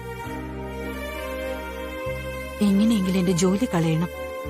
ഏതായാലും കുറെ നാള് വീട്ടിലിരുന്നപ്പോ മനസ്സൊന്ന് മുരടിച്ചു പോയി. പിന്നെ ദീപയുടെയും ജയലാലിന്റെ വേദന കൂടിയായിപ്പോ തളർന്നുപോയി. അത് മാത്രമല്ലമ്മേ, ദിലീപിന്റെ പ്രവൃത്തികളും അമ്മയെ തളർത്തിയിട്ടുണ്ട്. അതൊരു കാരണമാണ്. മക്കളുടെ ആയാലും ഭർത്താവിന്റെ ആയാലും ശത്രുക്കളുടെ ആയാലും അവരുടെ ഒന്നും മുന്നിൽ പതറാതെ തലയുയർത്തി പിടിച്ച് നടക്കുന്ന അമ്മയെ കാണാൻ എനിക്കിഷ്ടം. എന്തിനാ അവരുടെയൊക്കെ മുന്നിൽ തല താഴ്ത്തി നിൽക്കുന്നത്? ഞാനങ്ങനെ തല താഴ്ത്താറൊന്നുമില്ല. പോലീസ് ഇവിടെ വന്ന് എന്നെ കൂട്ടിക്കൊണ്ടു പോകുമ്പോഴും തല ഉയർത്തിപ്പിടിച്ച് തന്നെയാ അവർക്കൊപ്പം പോയത്. അതുപോലെ ലോക്കപ്പിൽ എന്നെ കാണാൻ എന്റെ ഭർത്താവും മരുമോളും വന്നപ്പോഴും ഞാൻ കൂസലില്ലാതെ അവരോട് സംസാരിച്ചത്. അങ്ങനെ തന്നെ വേണം. ഒരിടത്തും അമ്മ തോക്കാൻ പാടില്ല. അമ്മയ്ക്ക് കൂട്ടിന് അമ്മയെ പോലെ തന്റെ ഉള്ളൊരു മകളുണ്ട്. പിന്നെ ഞങ്ങളൊക്കെ ഉണ്ട്. അതുകൊണ്ട് സദാനന്ദനെയല്ല ആരെയും ഇനി അമ്മ വകച്ചു കൊടുക്കേണ്ട കാര്യമില്ല. ഇത് പറയാനാണോ വന്നത്? അല്ല, മൂത്ത മോൻ അവഗണിച്ചതുകൊണ്ട് അമ്മയ്ക്ക് അതിന്റെ വേദന ഉണ്ടെന്നറിയാം. പിന്നെ എന്നോട് അമ്മയെന്നൊക്കെ വിളിക്കാൻ പറഞ്ഞപ്പോ എനിക്ക് പിന്നെയും കാണണം തോന്നി. അതുകൊണ്ട് ഇനി ഇടയ്ക്കിടയ്ക്ക് ഞാൻ വരും. ഉറപ്പായിട്ട് വരണം. ഞാൻ പറഞ്ഞല്ലോ, ജഗനി വീട്ടിൽ പൂർണ്ണ സ്വാതന്ത്ര്യമുണ്ട്. ഇനിയിപ്പോ ഏട്ടനോടൊന്നും മറച്ചു വെച്ചിട്ട് കാര്യമില്ല. ആ സ്ത്രീയെ എനിക്ക് നന്നായിട്ട് അറിയാന്ന് പറഞ്ഞത് വെറുതെ അല്ല. അവരാരാന്നറിയോ? ഹരിതയുടെ അമ്മയാ. ഏത് ഹരിതയുടെ? എനിക്ക് വേണ്ടി ഒരു പെൺകുട്ടിയെ നമ്മുടെ അമ്മ ഇപ്പൊ ആലോചിക്കുന്നില്ലേ? അവളുടെ അമ്മയാ. ഓ അത് ശരി. അവരുടെ കുടുംബ സുഹൃത്തല്ലേ നമ്മുടെ അച്ഛൻ? ശരിയാണ് ഏട്ടാ, കുടുംബ സുഹൃത്താണ്. എന്ന് വെച്ച് ഹരിതയുടെ അമ്മയ്ക്കൊപ്പം അച്ഛൻ സ്കൂട്ടറിൽ ചുറ്റിക്കറങ്ങേണ്ട കാര്യമുണ്ടോ? ഇനിയിപ്പോ അങ്ങനെ ചുറ്റിക്കറങ്ങിയെന്ന് തന്നെ ഇരിക്കട്ടെ, ഇവിടെയുള്ള ആള് എന്തിനാ ഗുരുവായൂരാണെന്ന് പറഞ്ഞത്? അത് ശരിയാ. അച്ഛന്റെ ഭാഗത്ത് സത്യം ഉണ്ടെങ്കിൽ അച്ഛനെ അറിയിക്കേണ്ടതൊക്കെ മുൻകൂട്ടി നമ്മളെ അറിയിച്ചേനെ. അച്ഛനിപ്പോ ഇവിടെയാണെന്നും ഹരിതയുടെ വീട്ടിലാണ് താമസമെന്നും ഒക്കെ പറഞ്ഞേനെ. ഇന്ന് ഈ നിമിഷം വരെ അത് പറഞ്ഞിട്ടില്ല.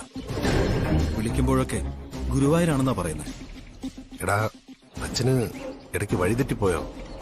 ആ, അതാണ് എന്റെ സംശയം. ഏട്ടന് ഓർമ്മയില്ലേ, കുറെ കാലമായിട്ട് അച്ഛൻ സ്ഥിരം പോകുന്നത് കോട്ടയത്തേക്കാ. എടാ, അത് പനച്ചിക്കാട് അമ്പലത്തിലേക്കല്ലേ പോകുന്നത്? ആ, ഈ ഹരിതയുടെ വീടും ആ ക്ഷേത്രത്തിനടുത്താ. അതല്ല രസം. അമ്മയും ചാരും കൂടെ ഹരിതയുടെ വീട്ടിൽ പോയി. ആ സമയത്ത് അച്ഛൻ അവിടെ ഉണ്ടായിരുന്നോ ഇല്ലയോ എന്നറിയില്ല. അല്ലടാ, നീയും അമ്മയൊക്കെ ഇടയ്ക്കിടയ്ക്ക് ഹരിതയുടെ വീട്ടിലേക്ക് പോകുന്നുണ്ടായിരുന്നല്ലോ. അപ്പൊ അവിടെ വെച്ച് നിങ്ങൾ അച്ഛനെ കണ്ടിട്ടില്ലല്ലോ. ആ സമയത്ത് എവിടെയെങ്കിലും കയറി ഒളിക്കുന്നതായിരിക്കും. ഹരിതയ്ക്കൊപ്പം ദീപരചനയുള്ള സമയത്ത് അമ്മ അവിടെ ചെന്നിട്ടുണ്ട്. ആ സമയത്ത് അവരും അമ്മയുടെ കണ്ണിൽ പെടാതിരിക്കാൻ പിന്നാമ്പുറത്ത് പോയി ഒളിക്കുമായിരുന്നു. നമ്മുടെ അച്ഛന് ഇങ്ങനൊരു മുഖം ഉണ്ടായിരുന്നു. എന്തായാലും സത്യം കണ്ടെത്തിയേ പറ്റൂ ഏട്ടാ. ഞാനിപ്പോ അതുകൊണ്ട് മറ്റു തലവേദനയൊക്കെ വിട്ടിട്ട് ഇതിന്റെ പിന്നാലെ.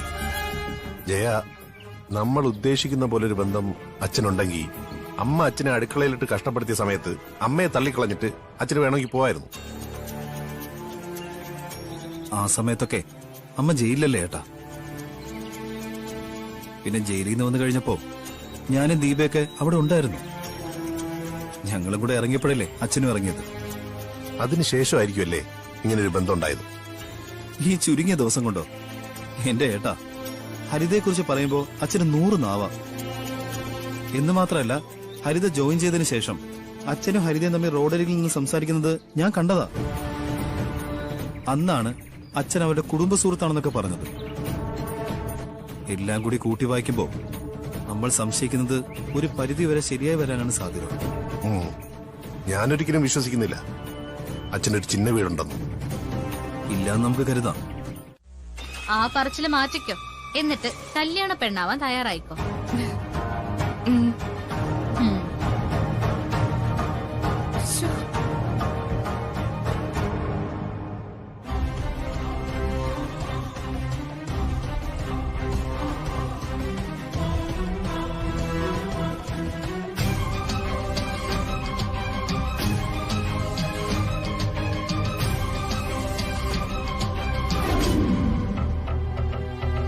മോളെ, ജഗൻ നാട്ടുകാർക്കിടയിൽ നല്ല ഇമേജ് അല്ല.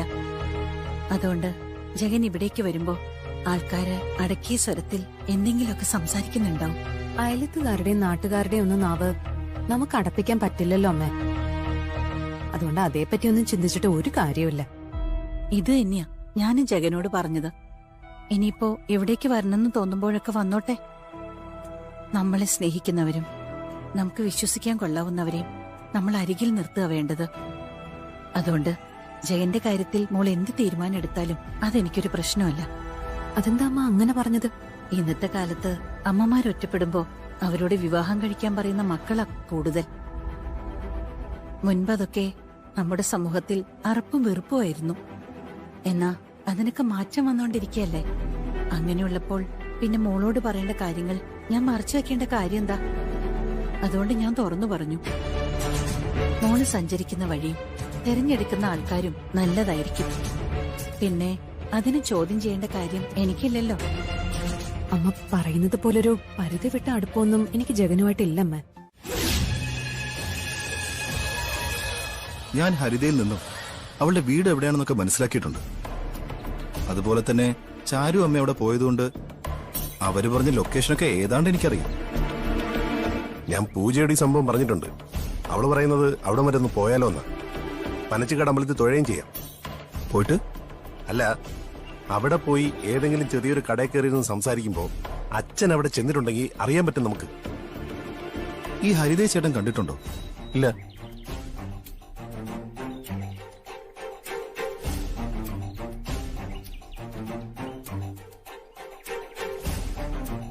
ആള് സ്മാർട്ടാ. സംശയം തോന്നിയത് പിന്നെ എനിക്ക് ഈ പെൺകുട്ടിക്ക് അച്ഛനുമായിട്ട് സാമ്യമുണ്ടെന്ന് തോന്നുക. എടാ എനിക്കും ഇപ്പൊ അങ്ങനെ തോന്നുന്നുണ്ട്. ഇനി അങ്ങനെ തന്നെ ആയിരിക്കോ? അച്ഛന്റെ മകളാകൂ? എടാ അങ്ങനെയാണെങ്കിൽ ഈ ആലോചനയായിട്ട് ഹരിത മുന്നോട്ട് പോവോ? എടാ ഈ കുട്ടി നമ്മുടെ അച്ഛന്റെ മകളാണെങ്കിൽ അവള് നമുക്ക് പെങ്ങളല്ലേ? അതുകൊണ്ടായിരിക്കോ ഹരിതയെ 100% വിശ്വസിക്കാന്നൊക്കെ അച്ഛൻ പറഞ്ഞത്? അച്ഛൻ ഗുരുവായൂരാണെന്ന് പറഞ്ഞിട്ട് ഇവിടെയൊക്കെ തന്നെ കിടന്ന് കറങ്ങുക.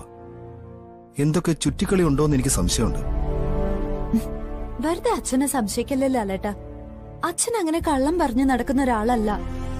അല്ല പിന്നെന്തിനാ ഗുരുവായൂരുണ്ടെന്ന് പറഞ്ഞ ആള് എവിടെ കിടന്ന് കറങ്ങുന്നേ? അച്ഛൻ വർഷത്തിൽ ഒരിക്കലെങ്കിലും തീർത്ഥയാത്ര പോവാറുണ്ട്. അമ്പലത്തിന്റെ കാര്യമല്ലെന്ന് കരുതിയിട്ട് അമ്മ വിടാറുമുണ്ട്. മിക്കപ്പോഴും അച്ഛൻ തമ്പടിക്കുന്നത് പനച്ചിക്കാട് ദേവീക്ഷേത്രത്തിലും തിരുനക്കര അമ്പലത്തിലൊക്കെയാ. ഗുരുവായൂരും മൂകാംബയിലൊക്കെ വല്ലപ്പോഴേ പോവാറുള്ളൂ. പനച്ചിക്കാട് ദേവീക്ഷേത്രത്തിന്റെ അടുത്തല്ലേ നമ്മുടെ ഹരിതയുടെ വീട്? അതെ. യാത്ര പോകുമ്പോ അവിടെ ഹരിതയുടെ വീട്ടിലേക്ക് പോകുമോന്നറിയില്ല. പോകാനുള്ള സാധ്യതയുണ്ട്. അവരെ കുടുംബ സുഹൃത്തുക്കളല്ലേ? അങ്ങനെ ഒരു സൗഹൃദത്തിനപ്പുറം ആ കുടുംബമായിട്ട് അച്ഛന് എന്തെങ്കിലും ബന്ധമുണ്ടോന്നാ ഞാൻ സംശയിക്കുന്നത്. ലാലേട്ട വെറുതെ ലാലേട്ടന്റെ അമ്മയെ പോലെ ആവശ്യമില്ലാത്ത കാര്യങ്ങളൊന്നും ചിന്തിക്കല്ലേ. ലാലേട്ടൻ ഇത് പറഞ്ഞപ്പോഴാ ഞാൻ വേറൊരു കാര്യം ചിന്തിച്ചത്. നീ ശ്രദ്ധിച്ചിട്ടുണ്ടോ ദീപേ? ലാലേട്ടന്റെ അച്ഛനെ കുറിച്ച് സംസാരിക്കുമ്പോഴൊക്കെ ഹരിതയുടെ മുഖത്ത് ഭയങ്കര സന്തോഷം. ആ സമയത്ത് അവൾക്ക് 100 നാവ. അവളുടെ വീട്ടില് ലാലേട്ടന്റെ അച്ഛൻ പോയതും അതുപോലെ തന്നെ അവര് തമ്മിലുള്ള അടുപ്പത്തെ പറ്റിയൊക്കെ അവള് വാതോരാതെ സംസാരിക്കാറുണ്ടായിരുന്നു. അത് ഹരിതയുടെ അച്ഛനുമായിട്ട് ലാലേട്ടന്റെ അച്ഛന് വലിയ അടുപ്പമായിരുന്നല്ലോ. ഒരു കുടുംബം പോലെ അവര് കഴിഞ്ഞിട്ടുണ്ടെന്നല്ലേ പറഞ്ഞത്? പക്ഷെ ഹരിത എന്റെ ഷോറൂമിലേക്ക് വരുന്നതിന് മുമ്പ് അങ്ങനെ ഒരു കുടുംബത്തെ പറ്റി ഞങ്ങളോട് ആരോടും അച്ഛൻ പറഞ്ഞിട്ടില്ല. ഇനിയിപ്പോ അതിന്റെ പിന്നാലെ ലാലേട്ടൻ പോവാൻ പോവാണോ? കള്ളം പറയാത്ത അച്ഛൻ അങ്ങനെ പറഞ്ഞതിൽ എനിക്ക് നല്ല സംശയമുണ്ട്.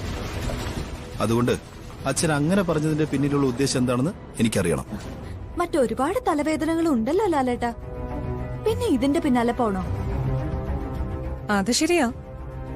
നിങ്ങളുടെ ഡിവോഴ്സ് നടത്തണമെന്നും ലാലേട്ടന്റെ കല്യാണം 10ാം ഉദയത്തിന് നടത്തണമെന്നും ഇവളുടെ അമ്മായിയമ്മ തീരുമാനിച്ചിരിക്കുക. അതിനൊക്കെയല്ലേ ലാലേട്ട നമ്മളിപ്പോ പരിഹാരം കാണണ്ടേ? എന്ന് കരുതി അച്ഛൻ ഇവിടെ തമ്പടിച്ചിരിക്കുന്നത് എന്തിനാണെന്ന് അറിയണ്ടേ? എവിടെ അച്ഛൻ താമസിക്കുന്ന അറിയണ്ടേ? ഞങ്ങളൊരു അന്വേഷണം നടത്തണോ ലാലേട്ട? ഏയ്, അതിന്റെ ആവശ്യമൊന്നുമില്ല. 2 ദിവസത്തിനുള്ളിൽ ഇതിന് ഞാനൊരു ഉത്തരം കണ്ടെത്തിക്കോളാം. ഹരിയേട്ടനും ചില രംഗങ്ങളൊക്കെ കണ്ടു കഴിഞ്ഞു. എന്നുവെച്ചാ? അത് ഞാൻ ഇപ്പൊ പറയുന്നില്ല. എങ്കിലും ചില ഫോട്ടോസൊക്കെ എനിക്ക് കിട്ടി. എല്ലാം കൂടി കൂട്ടി വായിക്കുമ്പോ അച്ഛനും ഇടയ്ക്ക് തന്റെ ഇടം കാട്ടിയോന്നൊരു സംശയം. എങ്ങനെ? നിങ്ങളൊക്കെ പറയുന്ന പോലെ വെറുതെ സംശയം വെച്ച് സംസാരിച്ചിട്ട് കാര്യമൊന്നുമില്ല. ജയ, നീ കല്യാണത്തിന്റെ കാര്യം ഹരിതയോട് സംസാരിച്ചായിരുന്നോ? ഞാൻ സംസാരിച്ചിരുന്നു. എടുപിടിയൊന്നും പറ്റില്ലെന്ന ഹരിത പറയുന്നത്. ആ വീട്ടിൽ ഹരിത മാത്രമേ ഉള്ളൂ. ഹരിതയുടെ അമ്മയ്ക്ക് അതുകൊണ്ട് എല്ലാവരെയും ഒന്ന് വിളിച്ച് കുറച്ച് സമാധാനമായിട്ട് നടത്തണമെന്നാണ് ആഗ്രഹം. ആരും ഇല്ലെങ്കിലും കുഴപ്പമില്ല. അവളും അവളുടെ അമ്മയും മാത്രം വന്നാ മതി. താലികെട്ട് നടക്കും. നമ്മളും കുറച്ചുപേരെ വിളിച്ചിട്ടുള്ളൂ. കാർത്തിയുടെ വീട്ടിൽ നിന്ന് ഒരുപാട് പേര് വരും. അത് മതി ആൾക്കൂട്ടത്തിന്. എന്തായാലും നിശ്ചയിച്ചുറപ്പിച്ച ഡേറ്റും മാറാൻ പാടില്ല. എന്തിന്റെ പേരിലായാലും ശരി. ഇത്തരം പ്രശ്നങ്ങളൊക്കെ ഒരുപാടായതുകൊണ്ട് എന്റെ ബിസിനസ് ഇപ്പൊ താഴോട്ട് പോയിക്കൊണ്ടിരിക്കുക. അതൊന്ന് ക്ലിയർ ചെയ്യാതെ ഇത്തരത്തിലുള്ള ടെൻഷനൊക്കെ പിടിച്ച് തലയിൽ വെക്കുന്നത് വലിയ പാടാ. കണ്ടോ ഇപ്പോ ട്രാക്ക് മാറാനുള്ള പരിപാടിയാ. ട്രാക്ക് ഒന്നും മാറുന്നില്ല. ഹരിത അല്ലാതെ വേറൊരു പെൺകുട്ടിയെ ഇനി ഞാൻ കല്യാണം കഴിക്കില്ലെന്ന് പറഞ്ഞല്ലോ. അവള് ബ്രില്യന്റ് ആണ്. ഞാൻ ഇല്ലെങ്കിൽ പോലും അവള് കാര്യങ്ങൾ ഹാൻഡിൽ ചെയ്തോളൂ. എങ്കിൽ പിന്നെ എന്തുകൊണ്ടാടാ ബിസിനസ് താഴോട്ട് പോരുന്നേ? എന്താ ഏട്ടനൊന്നും മിണ്ടാത്തെ? അവള് ബ്രില്യന്റ് ആണെന്നേ എനിക്കും അറിയാം. അതുകൊണ്ടാ അവളെ ഏട്ടൻ തന്നെ കെട്ടണമെന്ന് ഞാനും വാശി പിടിച്ചത്. എന്ന് മാത്രല്ല, എന്നെ പോലെ തന്നെ MBA കഴിഞ്ഞ് അവൾക്ക് എക്സ്പീരിയൻസ് ഒക്കെ ഉള്ളതാ.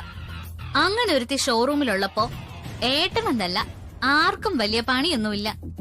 അവൾ അത്രയ്ക്കും ഹാർഡ് വർക്ക് ചെയ്യുന്ന കൂട്ടത്തിലാ. പക്ഷേ ഇപ്പൊ ഈ കല്യാണത്തിന് തിരക്ക് വരുമ്പോ അവൾക്ക് ഒന്ന് ഒരുങ്ങാൻ 1 മാസമെങ്കിലും വേണ്ടേ? അങ്ങനെ അവധി കൊടുക്കാൻ പറ്റിയ സമയം അല്ല ഇത്. നിന്നെ അല്ല അവള് കല്യാണം കഴിക്കുന്നെന്നിരിക്കട്ടെ, അങ്ങനെയെങ്കിൽ 1 മാസം അവൾക്ക് അവധി കൊടുക്കോ? അങ്ങനെ കൊടുക്കാൻ അവളുടെ പ്രസവമൊന്നും അല്ലല്ലോ നടക്കുന്നേ. ജയ, വെറുതെ ഓരോ വില കുറഞ്ഞ കാര്യങ്ങൾ പറഞ്ഞ് കല്യാണം നീട്ടിക്കൊണ്ടു പോവാൻ നീ ശ്രമിക്കരുത്.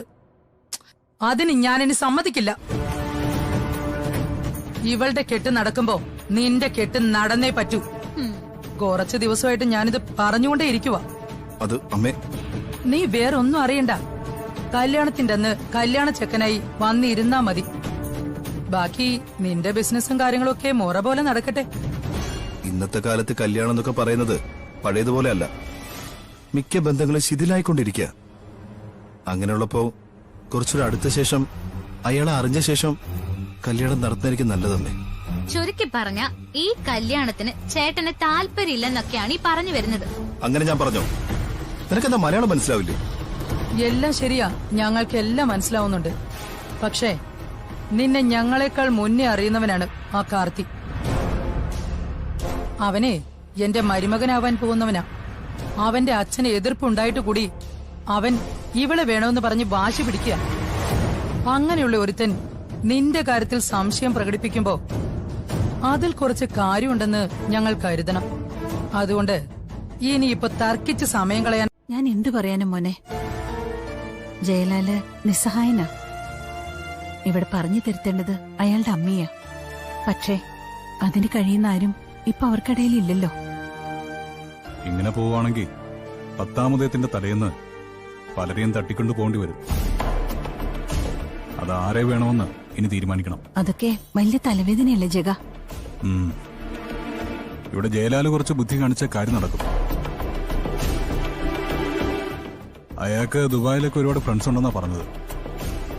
ഇവിടുന്ന് പോവുകയാണെങ്കിൽ നിഷ്പ്രയാസം ഒരു ജോലി സംഘടിപ്പിക്കാം. പിന്നെ ദീപയും നന്നായിട്ട് പഠിച്ച കൂട്ടത്തിലാണല്ലോ.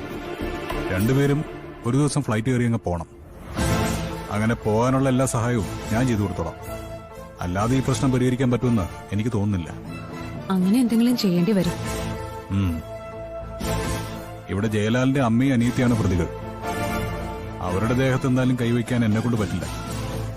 രണ്ടിന്റെയും സ്വഭാവമാണെങ്കിലും അത് ആർക്കും ഉൾക്കൊള്ളാൻ പറ്റുന്നതല്ല. സത്യം പറഞ്ഞ രണ്ടിനും വെട്ടിക്കണ്ടിച്ച് കത്തിച്ച് കളയാ വേണ്ടത്. കാർത്തി ചാരുവിനെ കല്യാണം കഴിക്കുന്നതാ മറ്റൊരു തലവേദന. അവൻ മനഃപൂർവ്വം പ്രശ്നം ഉണ്ടാക്കാൻ ശ്രമിക്കുകയാണോന്ന എന്റെ സംശയം. അതിനുള്ള മരുന്ന് ഞാൻ അവന് കൊടുത്തോളാം. ഇപ്പൊ പിന്നെ നമുക്കാർക്ക് അവനെ കൊണ്ട് ശല്യമൊന്നുമില്ല. അതുകൊണ്ടാ ഞാൻ മാറി നിൽക്കുന്നത്. പക്ഷേ ജയലാലിന്റെ അമ്മയും അനിയത്തെയൊക്കെ ഇളക്കി വിടുന്നത് അവനാണോന്ന് എനിക്ക് സംശയമുണ്ട്. ജയലാല് മറ്റൊരു പെൺകുട്ടിയെ കല്യാണം കഴിക്കാൻ സംഭവിച്ചെങ്കിലും അവനറിയാം അതൊക്കെ നാടകമായിരിക്കുമെന്ന്. ഏതായാലും ഞാനിങ്ങോട്ട് വന്ന സ്ഥിതിക്ക് ഒരു കാര്യം പറയുക. ഇത്തരം കാര്യങ്ങൾ ആലോചിച്ച് അമ്മയും അമ്മയുടെ മക്കളും ഒരു തരത്തിലും ടെൻഷൻ അടിക്കാൻ പാടില്ല. ഇപ്പൊ അസുഖമൊക്കെ മാറിയതുകൊണ്ട് അമ്മ പഴയതുപോലെ കുറച്ചുകൂടെ തന്റെ ഇടം കാണിക്കണം. സന്തോഷപൂർവ്വം പുറത്തോട്ടൊക്കെ ഇറങ്ങണം. എന്തൊക്കെ പ്രശ്നം വന്നാലും തല ഉയർത്തിപ്പിടിച്ച് അതിനെയൊക്കെ നേരിടണം. ഇത് ഞാൻ പറഞ്ഞു പറഞ്ഞു മടുത്തു. അമ്മയായിരുന്നു എന്റെയൊക്കെ ഒരു റോൾ മോഡൽ. അമ്മയെ അനുകരിച്ചു തന്നെയാ ഇത്രയും നാളും ജീവിച്ചതും. പക്ഷേ ഇടക്കാലത്ത് അമ്മയൊന്ന് തണുത്തുപോയി. ഇനി അത് പാടില്ല. അമ്മ പഴയ വില്ലേജ് ഓഫീസറെ പോലെ എന്തിനേയും നേരിടാൻ തയ്യാറായിട്ട് മുന്നോട്ട് വരണം. ജയലാലിന്റെ അമ്മ ഇടഞ്ഞോണ്ട് വന്നാല് ഇപ്പൊ സംസാരിക്കുന്ന പോലല്ല. അവര് തീരെ താഴേക്ക് പോകുമ്പോ അതിനൊപ്പം പിടിക്കാൻ നോക്കണം. എന്ന് വെച്ചാ മോശമായ വാക്കുകൾ പറയുമ്പോ തിരിച്ചതുപോലെ പ്രതികരിച്ചാലേ ഇവരെ പോലെ ഉള്ളവരൊക്കെ അമ്മയെ കാണുമ്പോ ഒഴിഞ്ഞു മാറി പോവും. തല്ലാൻ കൈപൊക്കിയ ആ കയ്യില് കടന്നു പിടിക്കുകയും തിരിച്ച് തല്ലുകയും വേണം. അല്ലാതെ ഇത്തരക്കാരെ ഒന്നും മെരുക്കാൻ പറ്റില്ല.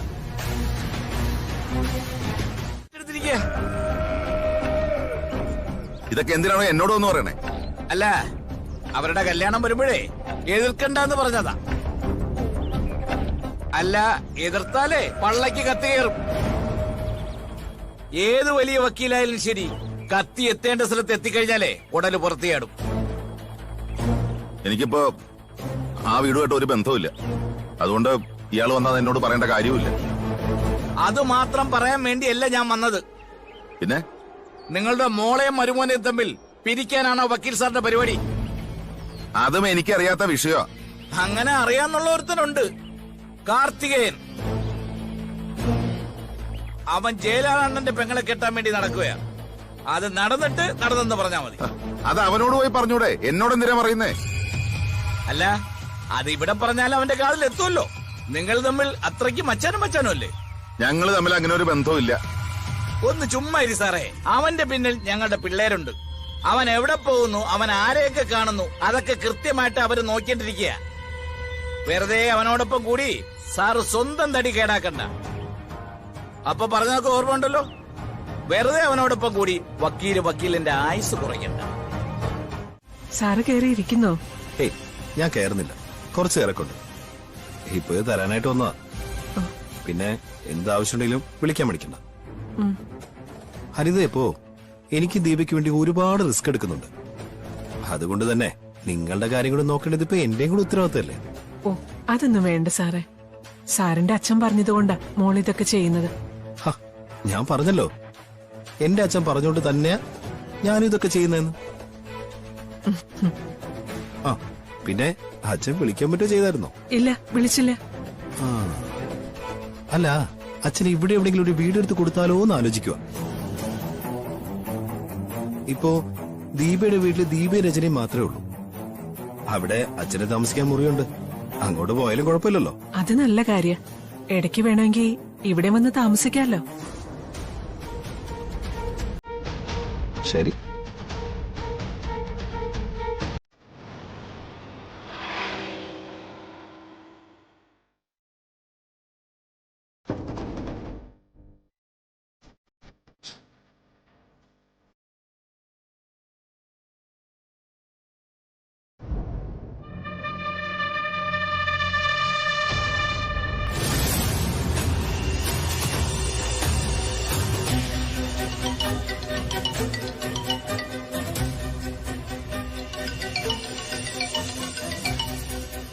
അവൻ ഇവിടെ നിന്ന് അങ്ങോട്ട് പോയതല്ലേ ഉള്ളൂ. പിന്നെന്തിനാ എത്ര പെട്ടെന്ന് വിളിക്കുന്നത്?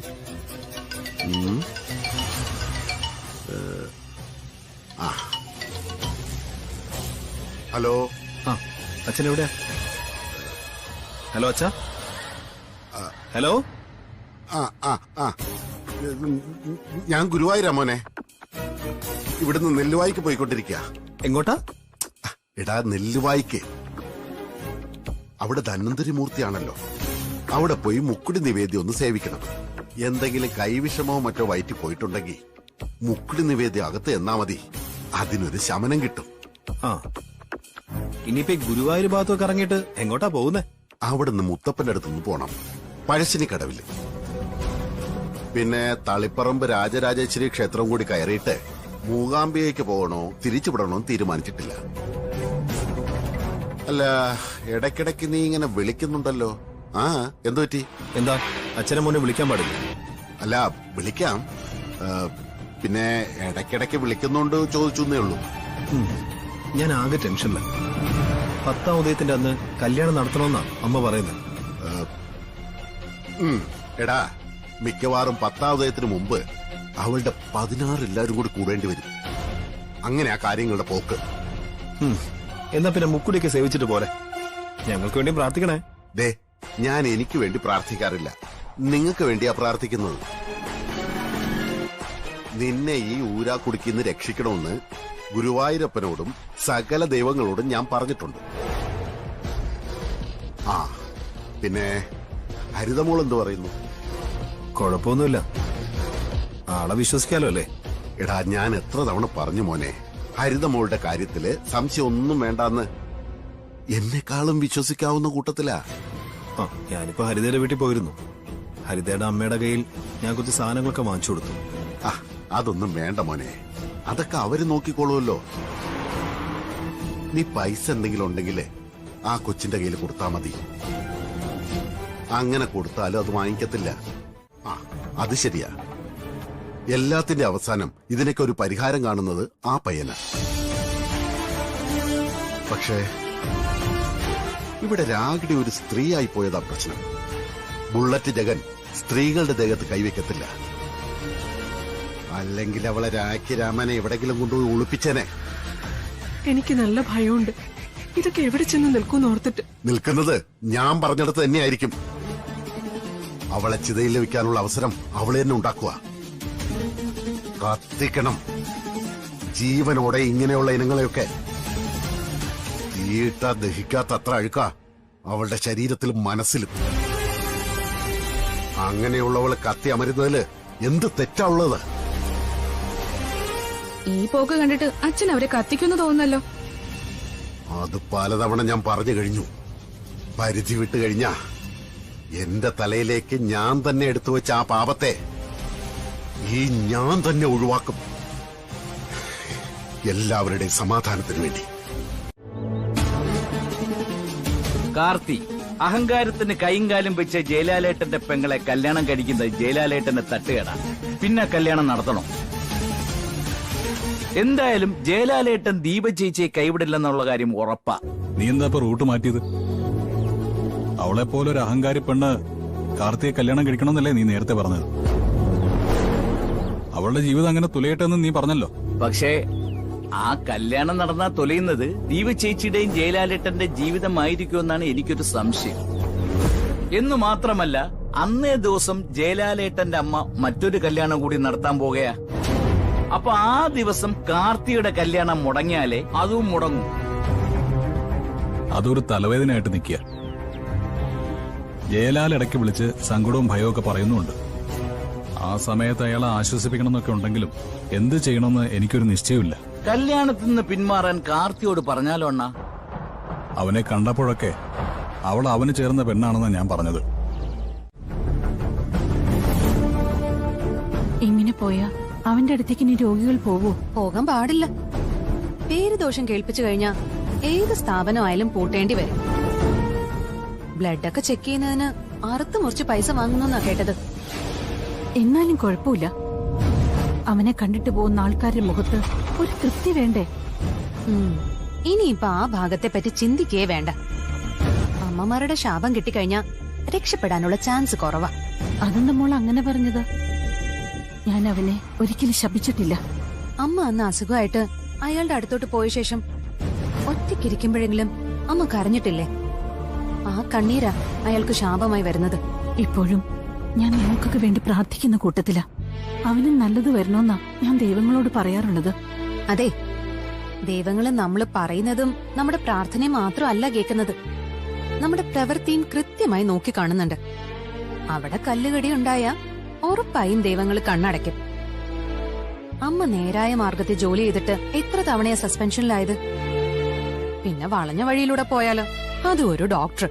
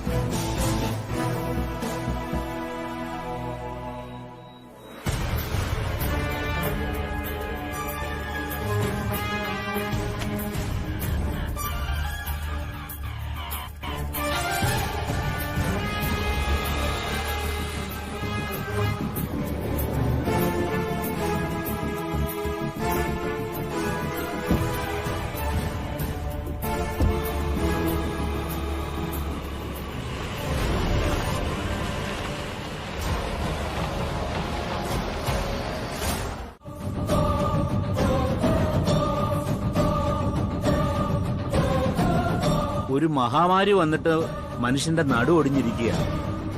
അതിന്റെ ദോഷഫലങ്ങൾ ഇപ്പോഴാ ഓരോരുത്തർ അറിഞ്ഞുകൊണ്ടിരിക്കുന്നത്. ഇനി മോഷണമൊക്കെ പെരുകുമെന്നാ പേടി. ഗുരുവായൂർ പോയ ആള് ഇവിടെ നിന്ന് പച്ചക്കറി വാങ്ങിക്കുവാണോ? എടാ മോനെ, കുറച്ച് നല്ല സാധനങ്ങളൊക്കെ വാരി വെക്കടാ. ഒരു കുടുംബ സുഹൃത്തിന്റെ വീട്ടുകാരോട് ഇത്രയും അടുപ്പം കാണിക്കേണ്ട കാര്യമില്ല. അവർക്ക് വേണ്ടി ഇങ്ങനെ കള്ളം പറയേണ്ട കാര്യമില്ല. അതുപോലെ തന്നെ ഈ നാട്ടിൽ വരുമ്പോ 2 പെണ്ണുങ്ങൾ മാത്രമുള്ള ആ വീട്ടിൽ താമസിക്കേണ്ട കാര്യമില്ല. അയ്യ, തക്കാളിയൊക്കെ അളിഞ്ഞ തക്കാളിയൊക്കെ മാറ്റി വെണ്ടയ്ക്ക കുറെ എടുത്തിട്ട്. എത്ര ആയടാ? 430. ഒരു 4-5 മാസം മുമ്പ് ഇത്രയും പച്ചക്കറി മേടിച്ചാലേ ഒരു 100-120 രൂപയുടെ കുറവ് കണ്ടേനെ. ഓഹോ, ഇത് ഭയങ്കരം തന്നെ. ശരിയാ, ഇനിയും കൂടത്തേ ഉള്ളു ചേട്ടാ. അത് ശരിയാ. പച്ചക്കറിക്കും കാട്ടിക്കിടക്കുന്ന മൃഗങ്ങൾക്കും ഒക്കെ നല്ല വിലയുണ്ട്. മനുഷ്യന് മാത്രം കാലണയുടെ വിലയില്ല. അതെ, അവനെ കാലനെടുത്താൽ കൂടെ കിടക്കുന്നവർക്ക് അത്രയും സന്തോഷം. എന്നാ ശരി. ശരി.